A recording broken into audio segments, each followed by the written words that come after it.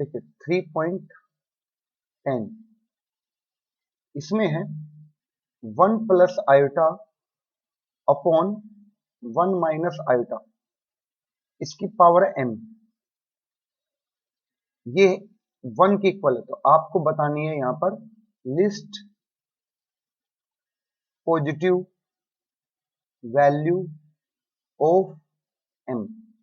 m की least positive value क्या होगी, ये आपको यहां से बतानी है कितनी होगी। तो देखिए सबसे पहले सिंपल सा है पॉइंट कि डिनोमिनेटर में अगर कॉम्प्लेक्स नंबर था तो आप रैशनलाइज करेंगे।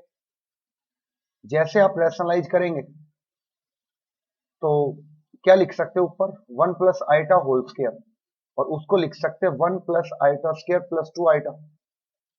नीचे 1 प्लस 1, क्योंकि a minus B A plus B हो जाएगा, तो 1 प्लस 1 हो जाएगा आइटा स्क्वायर की वैल्यू -1 पुट करने के बाद। आइटा स्क्वायर से 1 कैंसिल क्योंकि -1 होना था, और 2 आइटा अपॉन 2, तो आपके पास बचेगा आइटा की power m is equal to 1। तो m की लिस्ट वैल्यू क्या होनी चाहिए, यहां से least value of m is equal to कितनी आनी चाहिए, 4। क्यों, क्योंकि कहां कहां पे 1 हो सकता है। जब आप आइटा की पावर यहाँ पे 4 करेंगे तो भी 1 होगा, 8 करेंगे तो भी 1 होगा, 12 करेंगे तो भी 1 होगा, मतलब हर 4 के मल्टीपल पे 1 आएगा। जीरो पर भी 1 आएगा। ओके, जीरो पर भी इसकी वैल्यू 1 आएगी, लेकिन वो पॉजिटिव नहीं है। आपसे यहाँ पर क्वेश्चन में पॉजिटिव के बारे में कहा गया है। ओके, इसी तरह से -4 -8 -12 इन सब पे 1 आएगा, बट यहां से हमें सिर्फ पॉजिटिव वैल्यू के बारे में बताना था। Okay, next 3.11 example. 3.11 एग्जाम्पल में देखिए आपको कुछ पॉइंट्स दिए हुए हैं।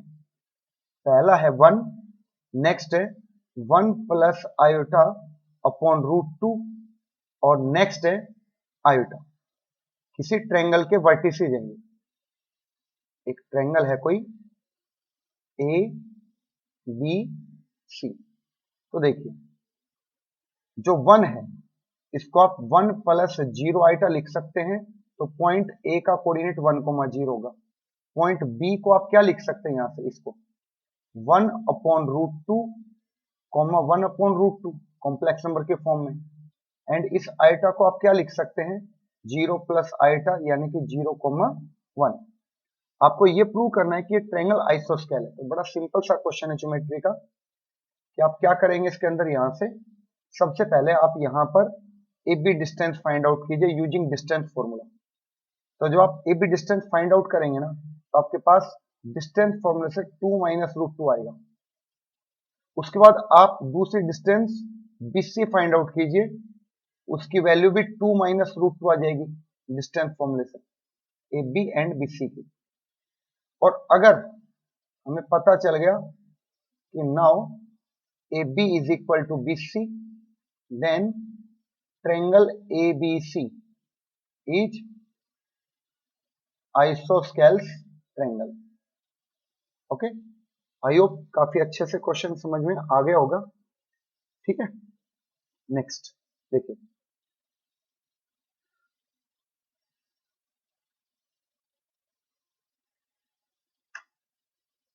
नेक्स्ट क्वेश्चन है। क्वेश्चन है 3.12। यहां पर आपके पास 3 plus 2 iota sine theta upon 1 plus 1 minus है 1 माइनस 2 आयोटा साइन थीटा। आपको ये बताना है कि अगर ये कॉम्प्लेक्स नंबर प्योरली रियल है तो थीटा की वैल्यू क्या हो सकती है, और प्योरली इमेजिनरी है तो थीटा की वैल्यू क्या हो सकती है। तो इसके लिए आप इसको रेशनलाइज कीजिए 1 plus 2 iota sine theta upon 1 plus 2 iota sine theta. I hope सभी स्टूडेंट्स को रेशनलाइज करना अच्छे से आता है। ऊपर जब आप इसको मल्टीप्लाई करेंगे तो रियल पार्ट क्या आएगा, 3 को 1 से मल्टीप्लाई करेंगे 3, और इमेजिनरी पार्ट आपस में मल्टीप्लाई होंगे तो भी रियल ही आएगा। तो यहां से होगा -4 sine square theta, -4 sine square theta. Okay, upon denominator में आएगा 1 माइनस 4 साइन स्क्वायर थीटा, तो आप प्लस कर सकते हैं 1 plus 4 sine square theta plus iota. अब आयोटा के साथ क्या आएगा, डिनोमिनेटर में तो 1 प्लस 4 साइन स्क्वायर थीटा ही है, लेकिन ऊपर क्या आएगा, 3 को आप 2 आयोटा से मल्टीप्लाई करेंगे एंड 2 को 1 से, तो 3 2 जा 6 and 2 8 iota sine theta. Iota आप आगे पहले लिख चुके हैं, तो रैशनलाइज करने के बाद ऐसा कुछ आ जाएगा, ये आपके पास रियल एंड ये इमेजिनरी। अब कहता है कि अगर ये आपके पास जेड है, अगर ये जेड है, तो पहला केस क्या बनता है, first part, if Z is purely real, तो इसका मतलब क्या होना चाहिए, imaginary part of Z must be 0। अब इमेजिनरी पार्ट क्या है, 8 sine theta upon 1 plus 4 sine square theta is equal to 0। तो यहां से क्रॉस मल्टीप्लाई करके साइन थीटा 0 आएगा। अब साइन थीटा 0 कहां पे होता है, ये आप ट्रिग्नोमेट्रिक इक्वेशंस के अंदर पढ़ेंगे कि if sine theta is equal to 0 then theta is equal to n pi, where n belongs to some integer. Integer को आप i से या z से रिप्रेजेंट कर देते हैं, तो मैं यहाँ पर इसको i से रिप्रेजेंट करता हूं। इसका फर्स्ट पार्ट आ गया। नेक्स्ट है for second part. Second part के लिए देखिए, if z is purely imaginary, then real part of z must be 0।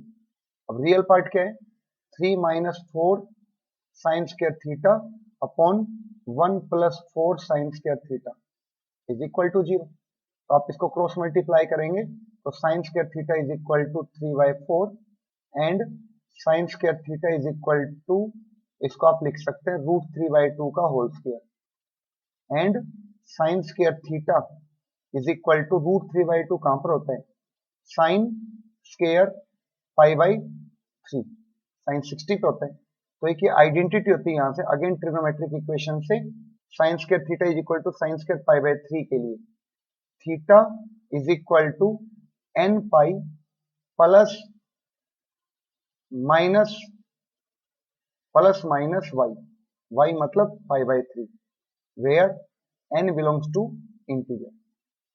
Clear, I hope सभी स्टूडेंट्स को ये बातें समझ में आ गई हैं। जो लास्ट पॉइंट है वो ट्रिग्नोमेट्रिक इक्वेशन से है, ट्रिगोनोमेट्रिक इक्वेशंस। जब हम ट्रिग्नोमेट्री की बुक स्टार्ट करेंगे तब आपको ये सब चीजें समझ में आ जाएंगी। फिलहाल आप इन सबको याद रख सकते हैं। Okay, so next example 3.13। 3.13 आपके पास एक एग्जांपल है, उसमें क्या लिखा हुआ आपके पास कि 2z plus 1 upon iota z plus 1, ये कॉम्प्लेक्स नंबर है कोई, ठीक है, और इस कॉम्प्लेक्स नंबर का imaginary part of this complex number is equal to -2। Then locus आपको बताना है z का लोकस क्या होगा। ओके, दोबारा क्वेश्चन समझिए, imaginary part of 2z plus 1 upon iota z plus 1, इस लेफ्ट साइड का इमेजिनरी पार्ट अगर -2 है तो आपको बताना है z का लोकस क्या होगा, मतलब z किस पाथ को रिप्रेजेंट करता है। ओके, तो बड़ा सिंपल सा क्वेश्चन है। आप क्या करेंगे, z को पहले x plus iota y consider करो, 2x plus iota y, and यहां से आ जाएगा +1 upon iota x plus iota y plus 1। Okay, और इसको थोड़ा सिंप्लीफाई और करेंगे आप तो क्या लिख सकते हैं, रियल पार्ट एक साथ करेंगे तो 2x plus 1 plus 2y iota upon denominator में माइनस y हो जाएगा क्योंकि आयोटा स्क्वायर होगा यहां से, एंड यहां पर आपके पास कितना आएगा, +1 minus y 1 minus Y plus iota X. अब आप इस कॉम्प्लेक्स नंबर का रेशनलाइज कीजिए। ओके, इस कॉम्प्लेक्स नंबर का जब आप रेशनलाइज करेंगे तो रियल पार्ट आप अलग कर सकते, इमेजिनरी पार्ट अलग। जैसे मैंने आपको यहां समझाया कि ये तो इसका रियल पार्ट आ गया रेशनलाइज करने के बाद, ठीक है, एंड ये जो सेकंड ब्रैकेट है वो इसका इमेजिनरी पार्ट है। तो आपको क्या करना है, बस सिंपल सा काम है आपको कि जो इमेजिनरी पार्ट यहां पर आएगा उसको आपको किसको इक्वेट करना है, -2 के इक्वेट करना है। तो आपको आपके पास x और y में एक इक्वेशन आ जाएगी, equation in x and y। उसी को आप क्या कहेंगे, लोकस। ओके, उसी को आप कहेंगे लोकस। आई होप सभी स्टूडेंट्स को ये बातें अच्छे से समझ में आ गई हैं। अगर बातें समझ में आ गई तो प्लीज चैनल को शेयर एंड सब्सक्राइब जरूर कीजिए ताकि free quality of education her student तक पहुंच जाए। Okay, thank you.